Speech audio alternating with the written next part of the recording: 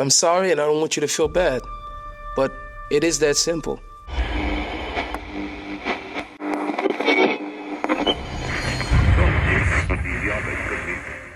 Our holy sages say that God has the most amazing way of dealing with all of us.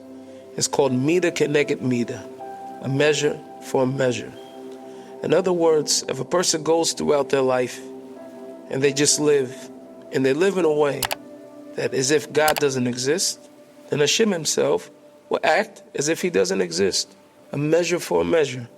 If a person believes with all of their heart and they live a life that's inclusive to Hashem, wanting God in their life, his presence and so forth, then God makes himself readily available for the person. He makes himself known that he's there with the person. So really, Hashem always puts the ball in our court. The way we are with him is the way that he is with us.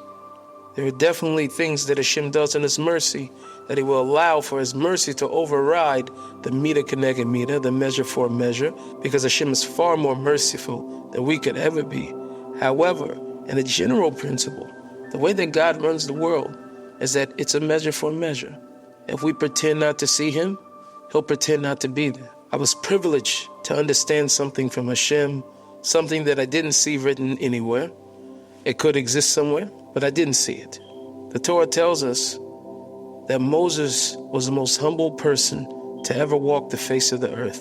So we know that it's telling us a characteristic of Moses, of Moshe Rabbeinu.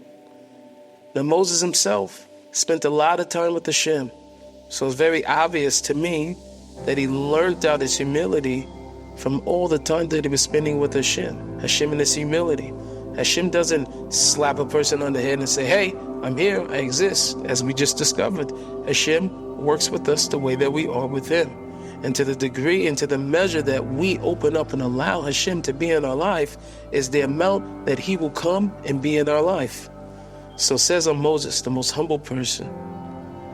We see that there were several times that Moses himself prayed that he himself was able to completely rip up the decree of God himself that he made. Move aside, Moses. I'm going to destroy this people. I'm going to start over with you. And Moses is able to cancel the decrees of God, meaning that because Moses was the most humble person to ever walk the face of the earth, and he was humble before Hashem himself, Hashem was the same way with him. That Hashem, the moment that Moses stood up to cancel a decree and to pray to God, even in the midst of his anger, Hashem himself acted very humbly with Moshe Rabbeinu, and he didn't press. He allowed for his plans to be thwarted by Moses himself, who knew the real will of God. So a person has to ask himself, am I seeing Hashem's divine providence in my life? Am I seeing Hashem with me? Am I feeling Hashem's presence? If the answer is no, then we have a lot of self-evaluation to make.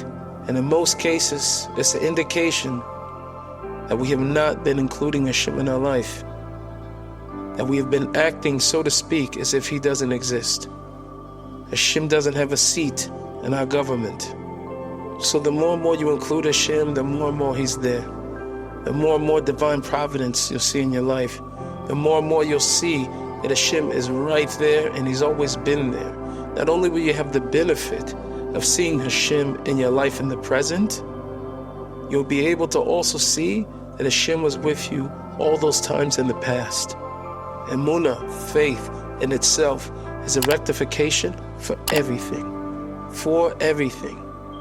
We're not talking about just a simple belief that God exists. That's not what I'm talking about. I'm talking about faith that brings about an action. Faith that brings about trust. A faith that will alter your way of being, your way of living, inside and out. So the more and more that you believe in God, the more and more you will see him.